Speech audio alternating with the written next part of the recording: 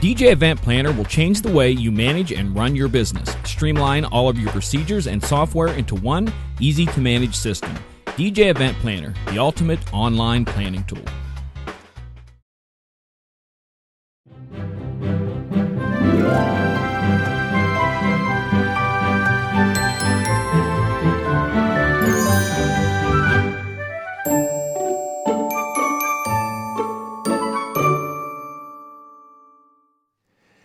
And now it's time for Wedding Chat, the favorite night of the week with Jeremy Brech and Dave Ternier. Hey, everybody. Ho, ho, ho. Dave. What's happening? Are you there? I'm here, yeah. Can you hear me? Am I here? Man, maybe I need to take it off my Wi-Fi. Oh, is it a problem on my end? John, can you hear me? I see both of you, and you both. Oh, now Jeremy's paused. Oh, he's frozen. He's got that well, little. Everybody, good evening. My name is Dave Ternier. I'm from the Great White North, where everything freezes except apparently my Wi-Fi. That wasn't bad, right? That was good. That was good. Welcome to Wedding Chat. Normally, you see me here every Wednesday night with my partner in wedding crime, Jeremy Brech, who's south of me by, in case you're wondering, in case I never told you, Jeremy lives about, what is it again? I drove it earlier this year, about 8 hours south of me. Something like that. Yep. Right, Jerry? Almost. Yeah. Almost straight. You know what? You made the trip. I made the trip. Yeah, you made the trip. I didn't actually make that trip, but I'm guessing it's about 8 hours. Yeah. Sounds about right. Yeah. So it's actually it's been really nice here because it had decent weather.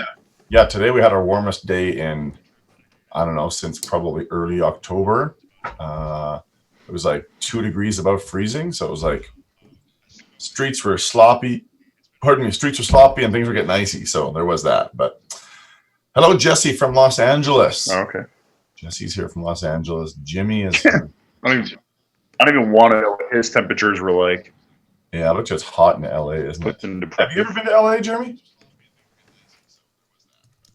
Yeah, I've been out there a couple times now, and I'll be out there again in January for NAMM.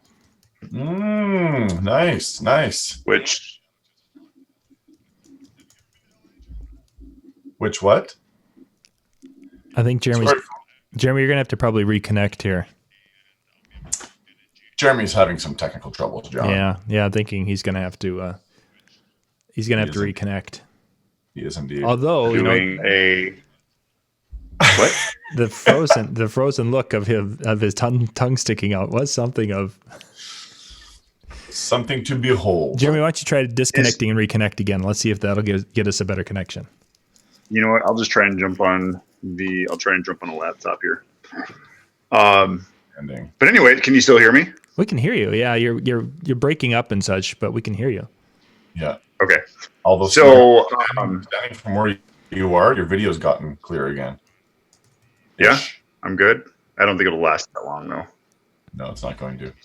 So anyways, like I was saying, I will be presenting this year for Chauvet. They asked me to speak about basically how lighting can create energy with music. And we're going to do a couple different designs and setups for, what a stage can look like for a DJ, what it can look like for a band, how the lighting becomes different for each. And it's going to be a fun one. Be good. Nice. By the way, Jesse in LA says it's 75 degrees. Right. I'm going to see if I can log on here. 70 in San Diego. Can you still hear me or am I gone? No, we can hear you yet. So ridiculous. Now you're frozen. I don't know what my Facebook password is. Live television, folks. I was going to say that could have almost been a good profile picture he had there. Jeremy could use a good profile picture. Yeah, I really could use a good profile picture. Anyway, while Jeremy's reconnecting, John, so today is the last regularly scheduled show of 2018. for us, is it? It is, because we've got Christmas next week. We have New Year's the week after, and then we'll be getting into our new format of shows starting the first week of January, which it's going to be kind of a change with our live shows, which every show, instead of being live like we're doing now, we're going to be doing like a mini series, one topic a month. Dave and Jeremy are going to be taking one topic, and then are going to be doing videos specifically supporting that topic. So if they're going to be talking about this topic, they're going to break it into 10 or 5 or 6 or whatever mini topics and doing little videos so we can really stick to creating that content that you guys are asking for, but we're going to be able to make it so it's in little bite-sized pieces, so it's going to be easier to watch one of the things you may want to watch, or it's something you can binge all 5, 10, whatever videos are in each of these series. And there will be one that drops each month. So Dave and Jeremy will be dropping one set of videos a month. I've got I'm going to be doing a couple of shows with some different people. One of Ben Stow's going to have one in there. So there's going to be quite a few, and there's a few new people who will be coming on board to do these shows. So it's going to be kind of a cool thing for those of you who like to get in, get your information, and get on with your life. That's really what we're designing this to be. So what I'd really like to ask those who have watched Jeremy and I's show over the past, I guess, 44 episodes. Yes. What is it that people like about the conversation Jeremy and I have? Why on earth do you tune in? If you tune in because you have nothing else to do, and every Wednesday night happens to be the night you just work on gear, so you let this run in the background, that's cool too. But, I guess I'm curious to know from people, what have been the topics that have most intrigued, inspired, caused them to rethink things they thought they knew? That's what I'd really love for people to share back with us, because that'll help us produce this content for the new year with you, John. Yeah. Getting the comments live during the shows is great. But granted, I don't systematically go in and check to see what comments were made after the fact when people rewatch and all this type of stuff. So I would really appreciate some feedback from people so that, we continue to make this relevant for you, because, John, you're going to hate me for saying this, but I kind of consider the last 44 episodes as almost a bit of an experiment. Jeremy and I trying to find our voice and what people respond to and so on and so forth. So I'd love to really get some concrete feedback. I agree. I think that's one of the cool things about what we've been doing is we can experiment and try some things. And, is this going to work better? Is this going to, and one of the areas where we do find out is that people do like to come and hang with you guys on Wednesday night. So I think that there's going to be special nights, once a quarter or something to that effect, where you guys will need to be live because there's folks who just enjoy your conversation. So, it's kind of funny. I actually have a lot of people outside of the DJ world that actually watch our show, and they've reached out to me. There's a videographer in my market. He's like, "Hey, I watched your show from last night. I actually watched it this morning." And so we started talking about the show and everything. He's like, "You were talking about something and you just left it hanging. You didn't finish, and you said you're going to share it on the next show." So he's like, now I'm like, okay, I'm going to have to stay up and I'm going to have to watch the show next Wednesday. And it's fun because there are a lot of times where we're having a conversation. All of a sudden it's like, you know what? We should talk about that in another show. So I think that like you're saying, it would be nice to know what people want to hear, what they do, what they don't want to hear. We can definitely talk politics, but it's not going to make any sense to either of us because politics are so different compared to Canada they are in the U.S. Don't worry, you guys will get politics figured out one day. Someday we'll. Yeah, I don't know. It doesn't matter. It doesn't matter what political background you have or what you. I don't know. By the way, before we dig into the topic, so just in response to some of the stuff I've just asked people for, there are some great comments here. Jesse in LA says, "I like to hear about all the experiences that you guys have had and how we have similar struggles as well." So I think Jesse gets to see a little bit of himself in what we share, which is really kind of neat. Cool. Randy says, "In 2016, I did the VIP experience at Mobile Beat with Jeremy and a host of other great people. The nuggets were incredible." Sorry, amazing was his word. Thank you again. Cool. "I like your different perspectives. Your personalities are opposite, and you remind me of my business partner and myself. Jeremy is so structured, and Dave wings it in a structured way." Very curious. like that. And Travis's comment, speaking of ... you never did talk about that thing last week. Good. Guys, I'm going to jump here. You guys can get to it. So thanks. Sure. Yeah, sounds good. See you, John. And Jeremy would like to know about a product, fog or haze, that's guaranteed to not set off smoke alarms. Do you have any shop time videos about that? Yeah, I do. So, gosh, that's a great topic, and actually, that should be one of our special I effects. wouldn't be able to add anything to it, but I'd certainly listen. Yeah, no, special effects and atmospheric effects, I think, is an extremely important thing, and that's actually a really good segue, because one of the things, or some of the things that we're going to be talking about in this show, is what are some of the trends, or what are some of the things that we see coming down the pipeline for 2019. And I kind of am excited about this show because I do see a lot of things changing, and I see a lot of transition from what people expect from wedding DJs and what people know of wedding DJs, and how we're going to have to change what we do to accommodate the millennial bride.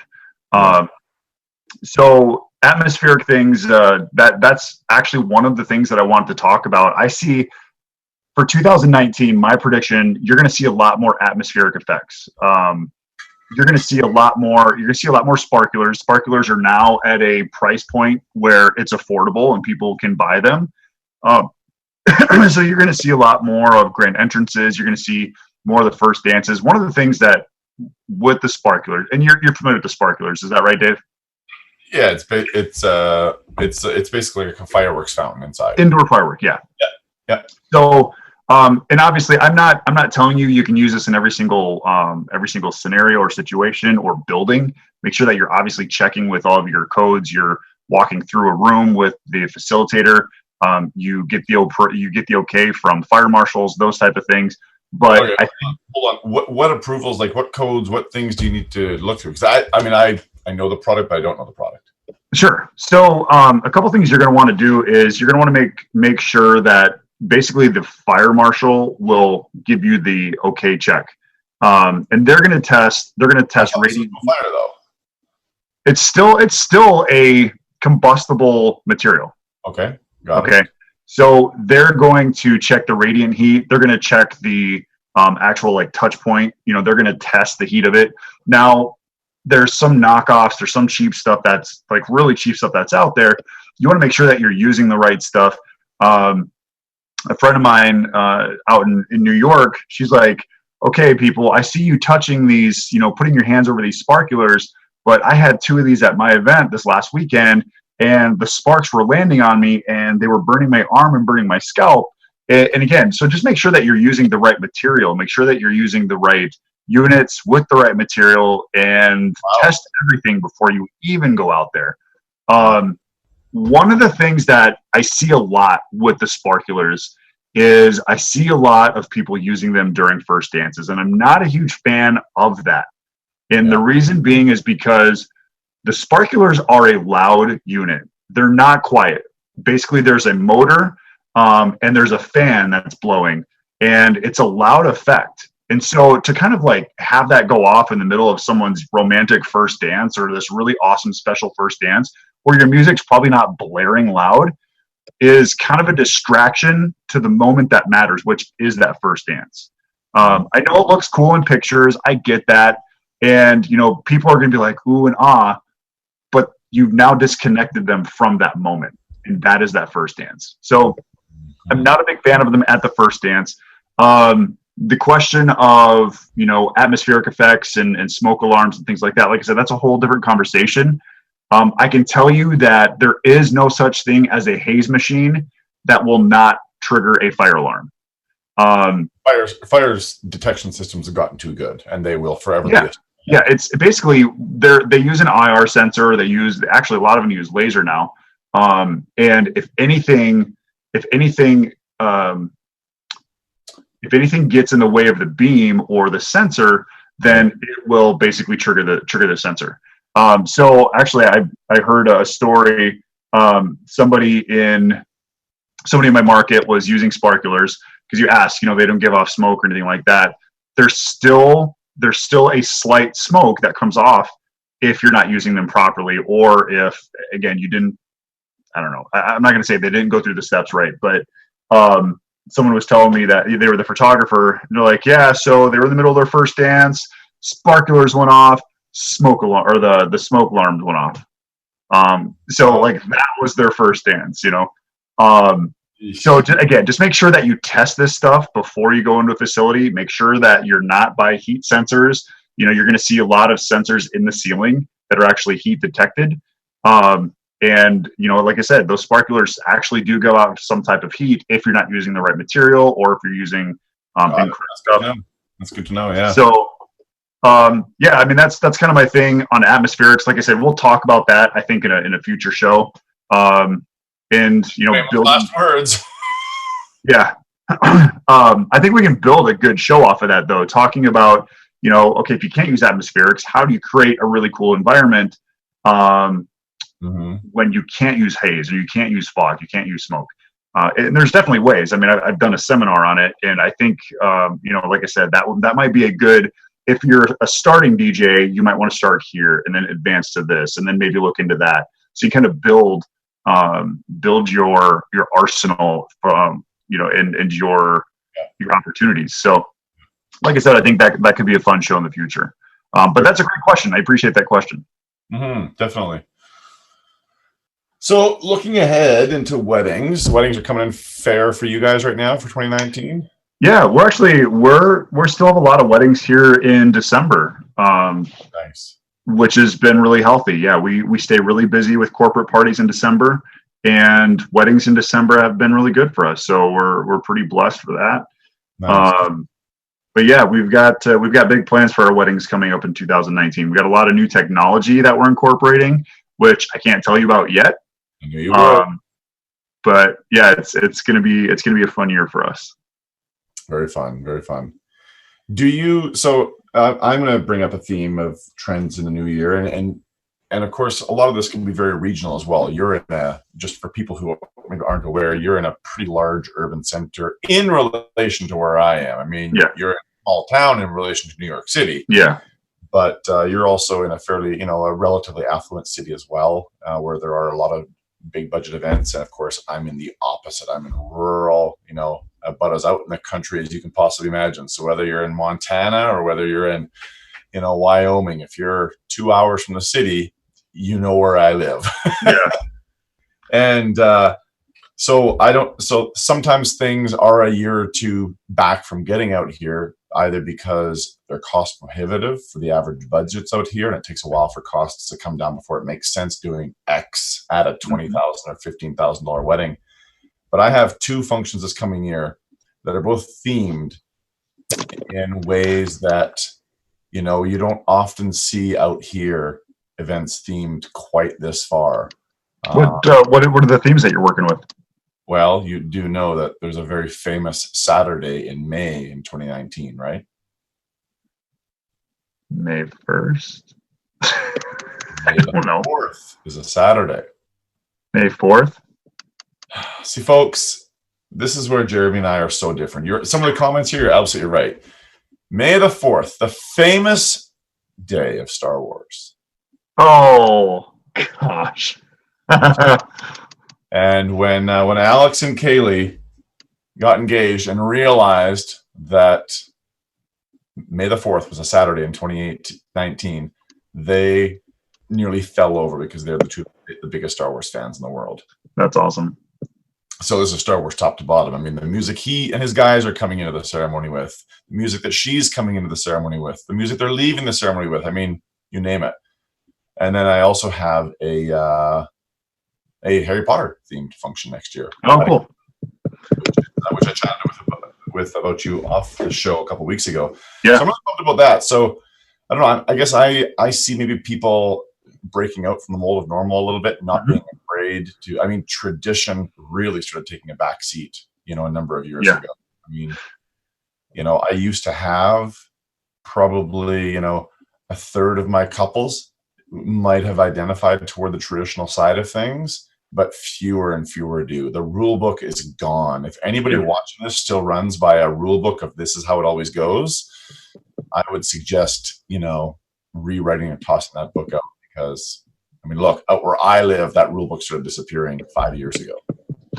Yeah, so it's actually funny that you say that, and we've seen that kind of growing, and you've seen some of the weddings that we've done, and basically some of the they go with a full out theme. So the cool thing, or actually kind of the interesting thing, in our event planning system, we have tell us about your theme, and it's funny because a couple of years ago, I used to have to explain because people are like, well, we don't have a theme. And I have to explain to people, technically, everybody has a theme. And again, I've done a seminar on this where if you're using specific colors or specific textures or specific flowers, that creates a theme for a wedding. Right. And whether that theme is shabby chic, whether that's, contemporary, or whether that's country style, a lot of that is depicted by the texture, the color, and the feel of the room. And so I always talk to people. I actually had a sales meeting right before this. I kind of explained to people, like, your theme is you guys. I mean, who are you, and what is this wedding going to speak of you guys? Yeah. And so that, like I said, how do we fit into that is the extremely important part of that. We don't want to show up with, and actually I just did a video on this in my shop time videos. I just did a video on, like glowing your facade and making it vibrant, because a lot of people, a lot of DJs like to put lighting behind their facade and make it glow. And it's a cool effect, but it doesn't go with certain styles of weddings. Right. It doesn't matter how dead on the color is. It's a whole different look. It's a party Vegas type feel at that point. Yeah. If someone's doing a country style wedding, you don't want to glow your facade. You want to fit in with the wedding. And I like you said, I think themes are becoming even bigger than they have been in the past. And I think you are going to see a lot of that coming in 2019 as well, where people are actually theming their wedding, and it has structure to it. And like I said, whether you're in the city or whether you're out in the sticks like I am, like, don't think just because you're, 2 days drive from LA or something like that, this doesn't apply to you. Yeah. I mean, the one wedding that's Star Wars themed. I mean, it's literally just happening. The reception's happening in one of the halls on one of the army bases out here. It's not happening at the XYZ Hilton, whatever. And my Harry Potter one is happening in an equally small town hall. I think there's about 300 people in the town. Wow. I mean, this town, I have no idea what hit it. Dude, if you really want to blow some people away, I still have all of the video that we created for our big Star Wars party that we did 2 years ago. So I have all this video mapping. You could have TIE fighters and X-Wings and fight, in the middle of a dogfight, surrounding the Death Star. I mean, oh my gosh, I have so much green screen content. I put hours upon hours into it. So if you want to utilize it, please, I'll send it to you. Curious. See, now I feel like Randy Bartlett talking to Mike Anderson going, you're going to have to show me how to use that. Randy's top of mind, by the way. Shout out if Randy ever watches this. Randy was actually a guest on our Canada-wide DJ call last night. Saw him for 2 hours last night, and that was a lot of fun. So cool. To anybody that knows Randy, know that I appreciate that man a lot right now. So what else do you have on the, in fact, just real quick, let's jump to people in the comments here. Wedding trends. Does anybody have any comments here before you get back to your next one, Jared? Let's see here. May 4th booked up so far in advance here. Yeah, May the 4th. How are your 2019 brides, grooms reacting and purchasing newer trends like monograms, uplighting, love letters, and such? Another comment, we seem to see uplighting dying. I feel a lot of... Who said that? CF Karaoke Entertainment. They see uplighting dying? Is that what it says? Sorry, Day Night DJ said that. And there's also this other comment from this G&M event group DJs. Oh. A lot of couples don't know what's possible. As others start to create fun, unique, memorable looks, themes, ideas, future couples start to get more and more creative. Love it. Yeah, I think that's absolutely true. Absolutely true. Thank you, Miranda. or Glenn. No, because that was actually quite that was pretty intelligent. So it had to be Miranda. Every wedding in Dave's area, says the same account as GNM. Every wedding in Dave's area is country themed. LOL. Actually, I do an event in the book. So I want to go back to the uplighting is dying thing. Is it because did they say uplighting is dying, or were they asking if uplighting is dying? Quote, we seem to see uplighting dying around here. And okay, perfect. So uplighting is dying if you're not doing anything with your uplighting. And the reason I say that is if you're just putting a light up a wall, you're right. You're not gonna make any money. No one's going to book it.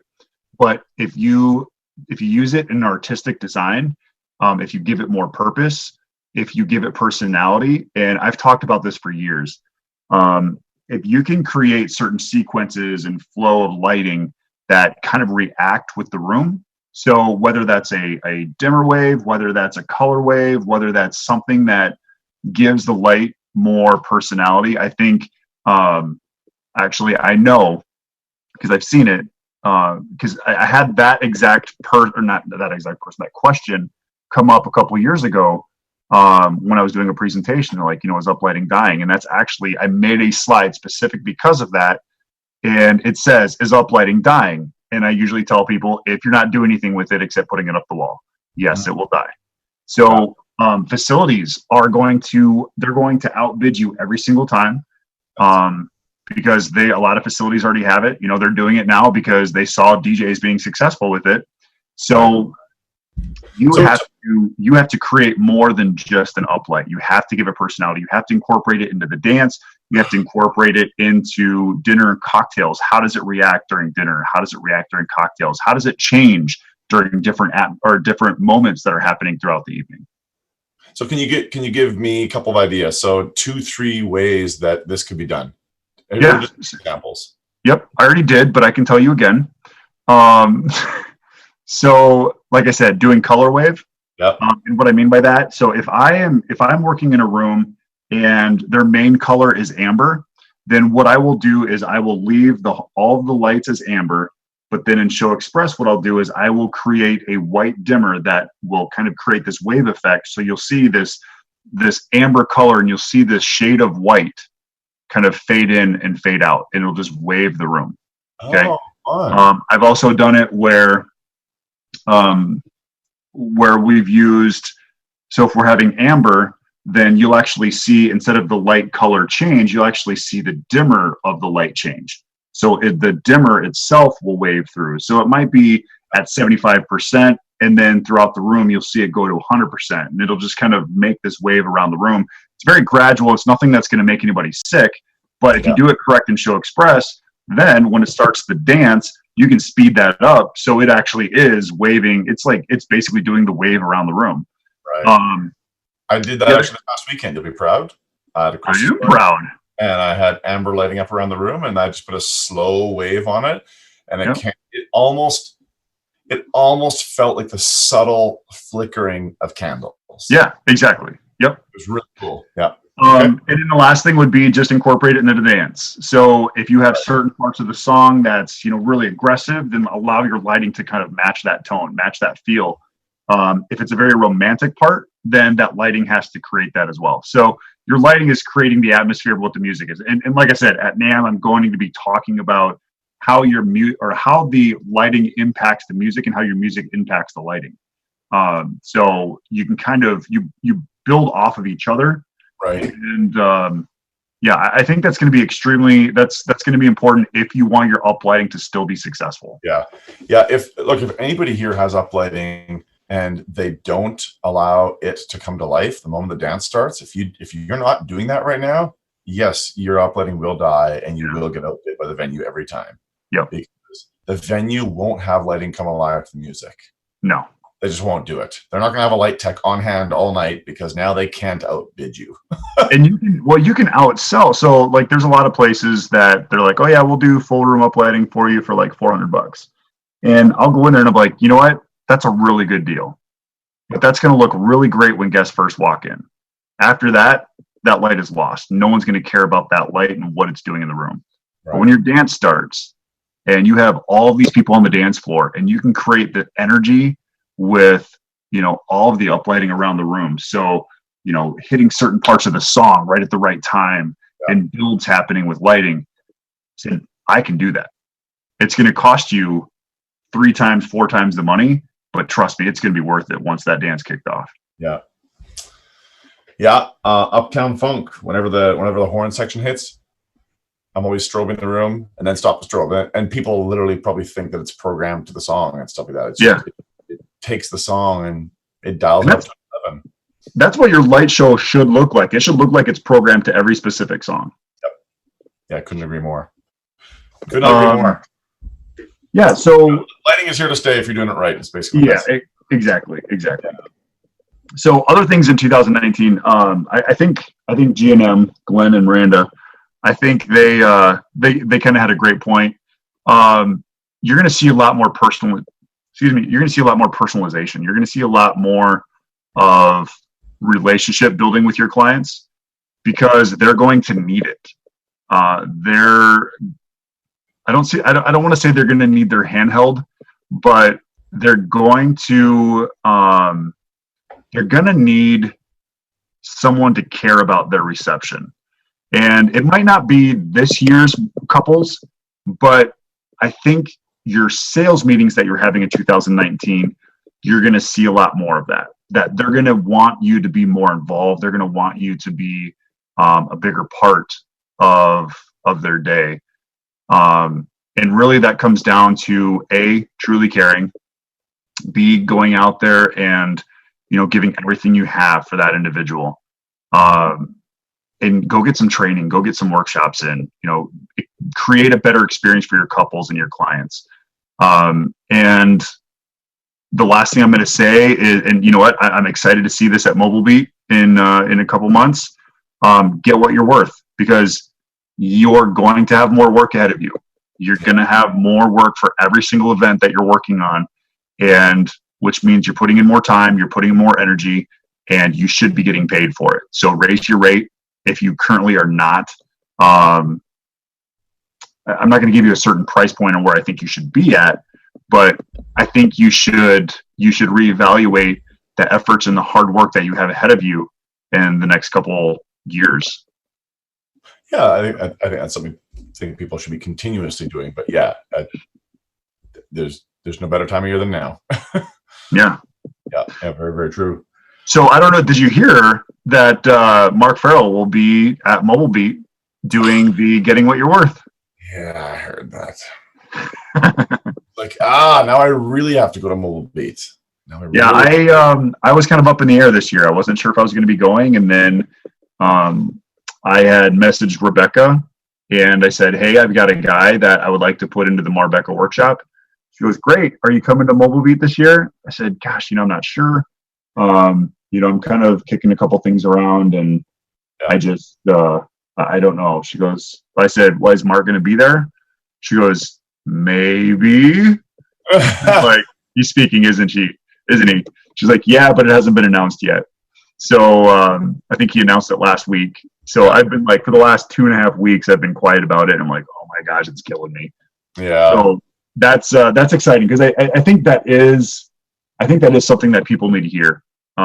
They need to understand why you should raise your rate, why you should be more valued than what you currently are. I think he's going to use a lot of his old analogies with, you're worth more than broccoli.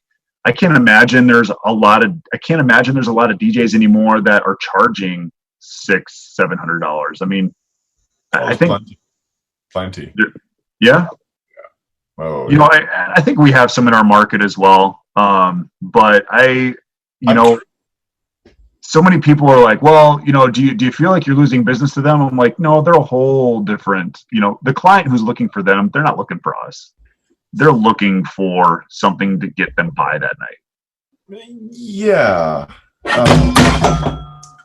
Well, nothing to see here. I'm really curious about what approach Mark is going to take to Getting What You're Worth, because he presented Getting What You're Worth 2.0 5-ish years ago. Something like that, yeah. And that was really the first time he'd given Getting What You're Worth a real makeover since, the early 2000s when it first got launched. Right. So I'm really actually intrigued by the fact, and I haven't heard, you're confirming it for me, is that right? It's going to be a Getting What You're Worth presentation? From what I understand, yeah. Right? Because I'm curious what approach Mark's going to take, knowing that Getting What You're Worth 2.0 was, really only, 5-ish years ago. So yeah, I imagine, knowing Mark, he's got something new and radical up his sleeve, but yeah, very curious to see it. And I could be completely wrong. He's probably, well, I guarantee he's probably not watching the show, but he's probably going to watch this because, someone's like, hey, they talked about you last night on the show. And he's going to be like, that's not what I'm talking about. Yeah. Sorry, Mark. I do want to say, just getting back to our topic here for a quick minute before we wrap up. Sorry. Yeah, I've had a few consults lately that have, wonderfully turned into some really remarkable wedding bookings for this coming year. Cool. And, I guess I'm speaking a little bit to my Canadian audience that's watching this right now. I know there are a few of you. And even for the American audience. And Australian. Blown away with just how often I'm getting inquiries, and the conversations now are focusing around the MC work and less on the DJ side of things. Yeah. People just expect you to be an awesome DJ. Mm-hmm. That expectation's already there.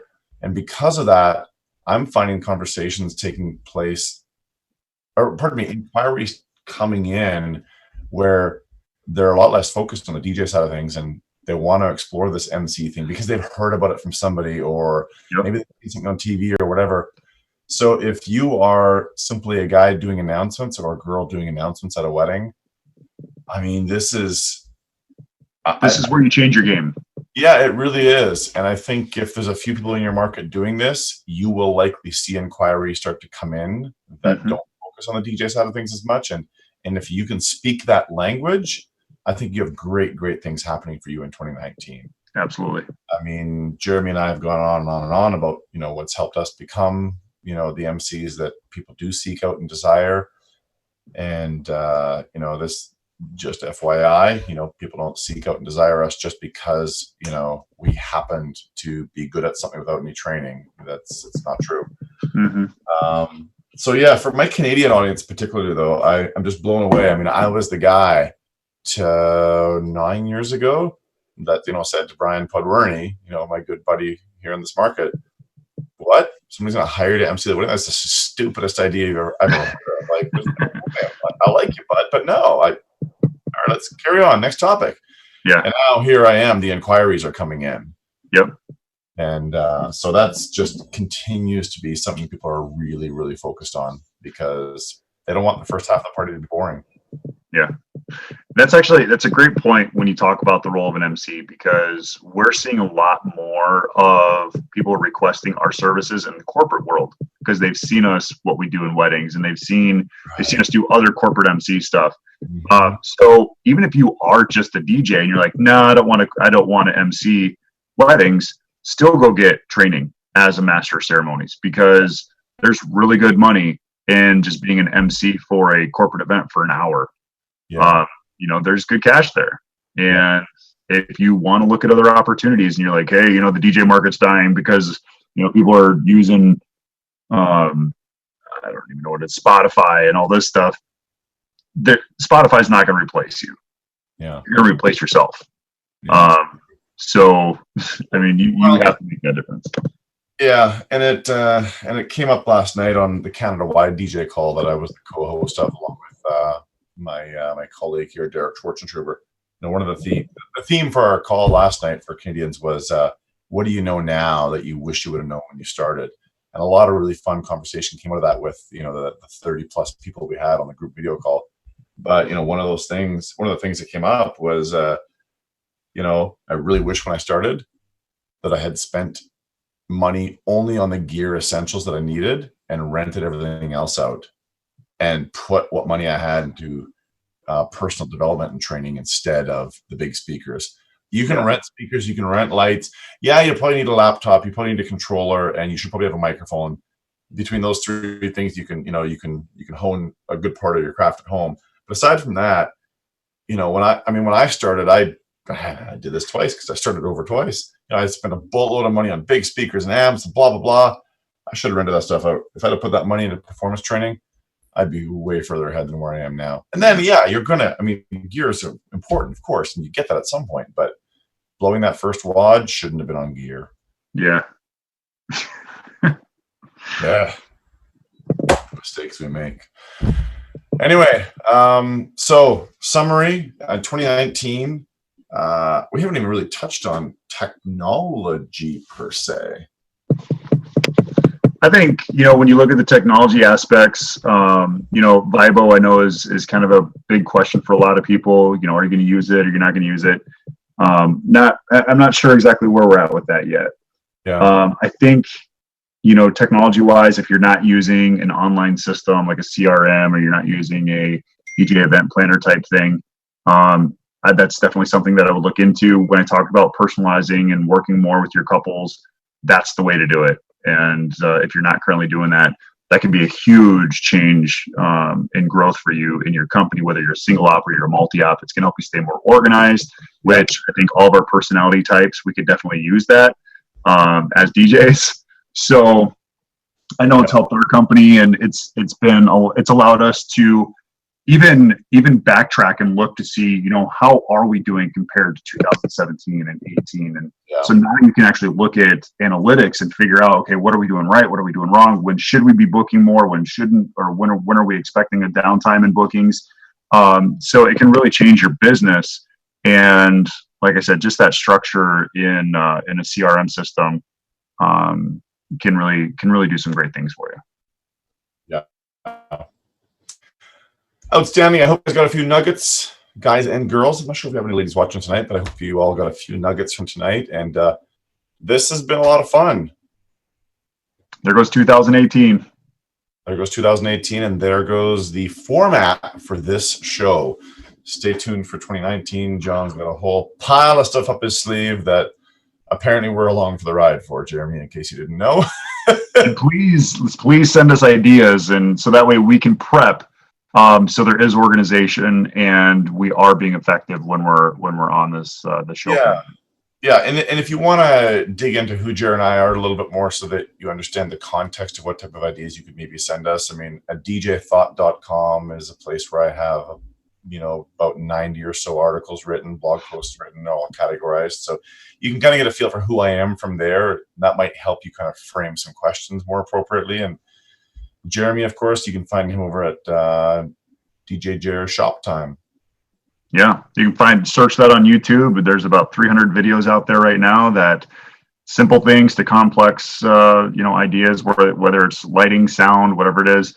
We don't really talk too much about performance, just because I think there's, we're still learning when it comes to that. And there's amazing coaches out there that talk about performance, and we're not going to try and steal their thunder by any means. They're they're phenomenal at what they do, and they've allowed us to be who we are as performers. Yeah, so. very true.